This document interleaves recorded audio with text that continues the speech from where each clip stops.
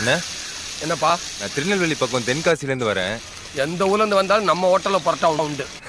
அது இல்லைண்ணே, நான் வெண்ணிலா கபடி குழு கோச்சரை பார்க்கணும். நான் இந்த ஊர் புதுசு, உங்களுக்கு தெரிஞ்சவங்க யாரா இருந்தா எங்கன்னு காட்ட சொல்றீங்களா? நீங்க உட்காருங்க, சாப்பிட்டு நானே வர்றேன். பரவாயில்ல இருக்கட்டும்ண்ணே, நான் வெயிட் பண்றேன். ப்ளீஸ். அத்தா மகமாயி, காப்பூர் அந்த பரோட்டா என்னை விட்டு போயிடக்கூடாது.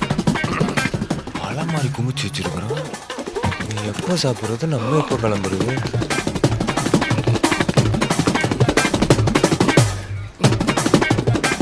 நம்மளே போட்டு நம்மளே சாப்பிட்றது நல்லா தான் இருக்குது.